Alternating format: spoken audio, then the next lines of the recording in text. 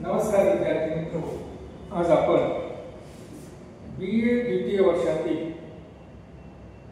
तिसऱ्या सत्रामध्ये भूगोल विषयाचा असणारा आपला पेपर हवामानशास्त्र क्लायमेटॉलॉजी या पेपरचा अभ्यास या ठिकाणी करणार मित्रांनो, मागील काही तासापासून आपण या BA सेकंड इयर च्या तिसऱ्या सत्रामध्ये असणाऱ्या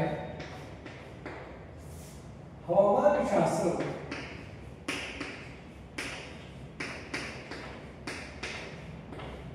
या पेपरचा विचार करत होतो। मागील तासामध्ये आपण हवामानशास्त्राचा अभ्यास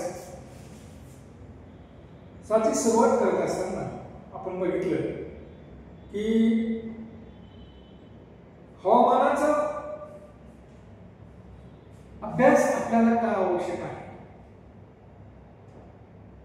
आणि हा बघत असताना आपण बघितलं की अन्न, वस्त्र आणि निवारा या तिन्ही बाबी या हवामानावर अवलंबून आहे आणि मग हवामानावर अवलंबून असल्यामुळे मानवाच्या सर्व जे काही मूलभूत गरजा या जर हवामानावर अवलंबून असेल तर निश्चित या घटकाचा अभ्यास आपल्याला करून प्राप्त करतो।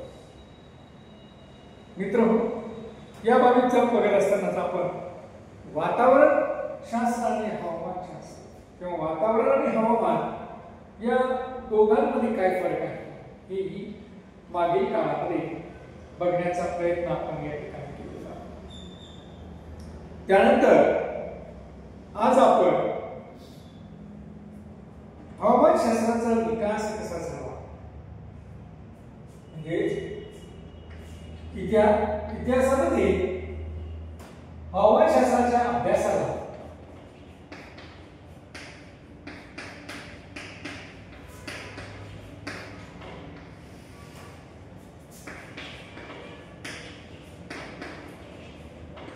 हवामानशास्त्राच्या अभ्यासाला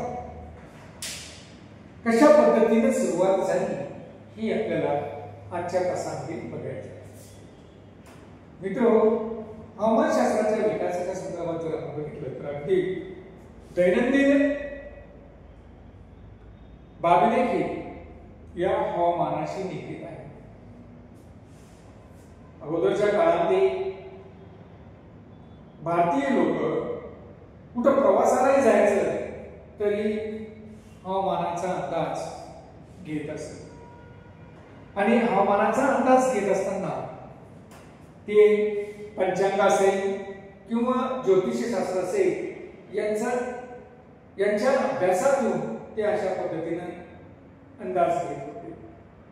म्हणजे याचा अर्थ अगदी पुरातन काळापासूनच आपल्याला असं म्हणता येईल की अगोदरच्या काळापासूनच माणूस हा हवामानाशी संबंधित होता, हवामानाचा अंदाज घेण्याचा प्रयत्न तो करत असे किंवा यावर्षी पाऊस कसा पडणार आहे याचाही अंदाज आपले पूर्वज या ठिकाणी पंचांग असेल किंवा इतर जी काही साधनं आहेत त्यांची अभ्यासाची या साधनाच्या माध्यमातून या ठिकाणी हवामानाचा अंदाज घेण्याचा प्रयत्न करत होतात। म्हणजेच हवामानाचा अभ्यास करण्याचा प्रयत्न हे आपले पूर्वज हे या ठिकाणी करत होते। म्हणजे हा अभ्यास अनौपचारिक होता, कुठेही त्याला शास्त्रीय स्वरूप प्राप्त झालेले नव्हतं। एक मानवाच्या सोयीसाठी आपण या हवामानाचा विचार या ठिकाणी अगोदरच्या काळामध्ये करत होतो। त्याच पद्धतीने कसं भारतामध्ये करत होता तसंच इतर देशामध्ये देखील शेतकरी असतील, दर्यावरती लोक असतील किंवा कामगार असेल, हे सगळे लोक या हवामानाचा विचार करूनच त्यांची कामं करत होती, त्यांची कामं करायला सुरुवात करत होती। म्हणजे याचा अर्थ असा की या हे सर्व लोक हवामान काय आहे हे समजून घेण्याचा प्रयत्न या ठिकाणी करतात।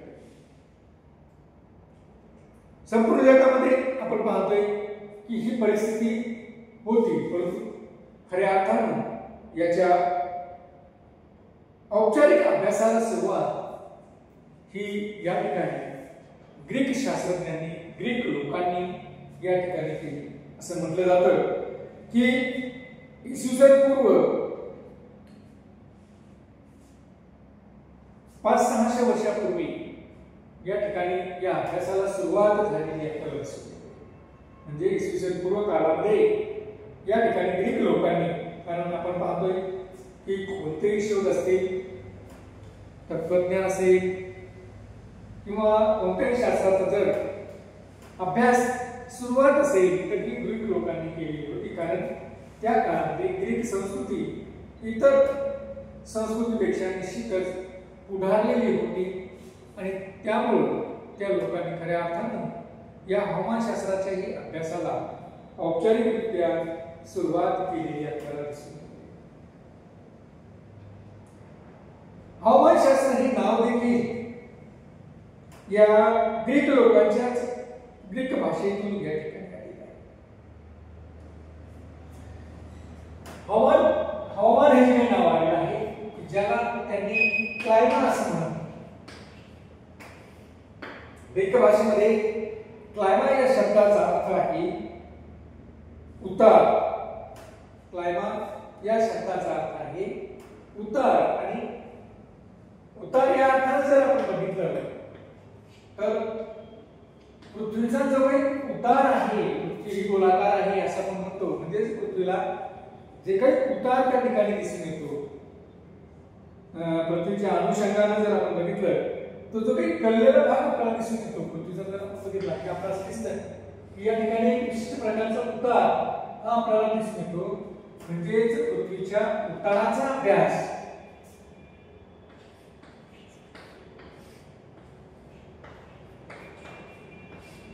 याचा अर्थ असा की पृथ्वीच्या उतारामुळे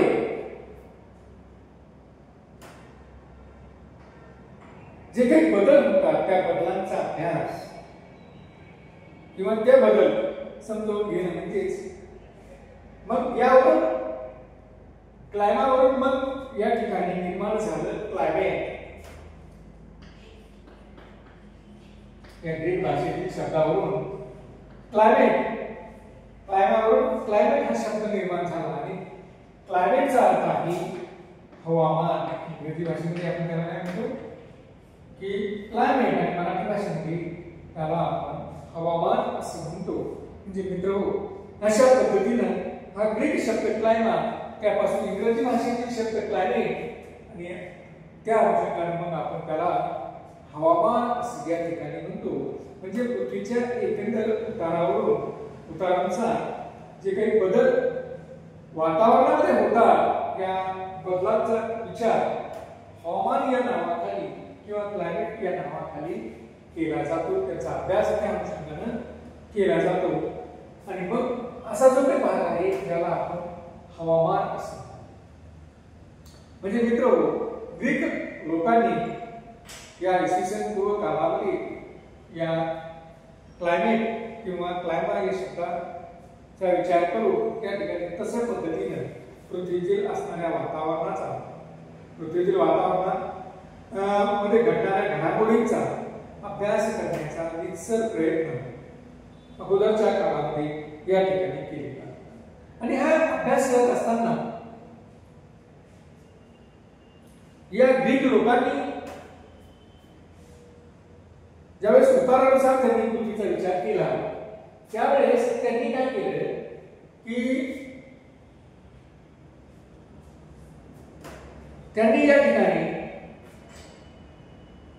पृथ्वीच्या पृष्ठभागाचे विभाजन 5 भागात केले. त्यांनी पृथ्वीच्या पृष्ठभागाचे विभाजन 5 भागामध्ये केलं की हवामान कसं आहे हे पाहण्यासाठी त्यांनी त्याचं 5 विभागात विभाजन केलं. पहिला भाग जर आपण बघितला तर हे आहे विषुवृत्त. त्यांनी विषुवृत्तापासून कर्कवृत्तापर्यंत चा एक भाग आणि मकर वृत्तापर्यंतचा असणारा दुसरा भाग याला त्यांनी उष्ण कटिबंधीय असं म्हटलेलं आहे. म्हणजे उष्ण कटिबंधाचे दोन भाग, हा एक भाग आणि हा एक भाग, की जिथं या टप्प्यामध्ये या भागामध्ये पृथ्वीच्या एक वेगळ्याच प्रकारचं हवामान दिसून येतं असं या लोकांनी त्या काळामध्ये अनुभवलं. ग्रीकांचं, कारण ग्रीक लोक दर्यामध्ये होते, ते एका ठिकाणाहून दुसऱ्या ठिकाणी या अनुषंगाने प्रवास करायचे आणि मग त्यांनी या ठिकाणी अशा पद्धतीनं हे दोन विभाग पृथ्वीवर त्यांनी सांगितलं की कर्कवृत्ताच्या दरम्यान, विषुवृत्त आणि कर्कवृत्ताच्या दरम्यान असणारा एक विभाग आणि विषुवृत्त आणि मकरवृत्ताच्या दरम्यान असणारा दुसरा विभाग असं त्यांनी या ठिकाणी म्हटलं. परंतु त्यांनी काय केलं की या दोन्ही विभागाला एकच भाग म्हणजे कर्कवृत्त आणि मकरवृत्ताच्या दरम्यान जो काही भाग आढळतो त्याला त्यांनी उष्ण हवामानाचा प्रदेश, उष्णकटिबंधीय प्रदेश असं या ठिकाणी म्हटलेलं आहे. त्यानंतर कर्कवृत्तापासून आर्टिक वृत्तापर्यंत आणि मकरवृत्तापासून अंटार्क्टिक वृत्तापर्यंत हा जो काही दुसरा भाग या ठिकाणी झाला, या दुसऱ्या भागाला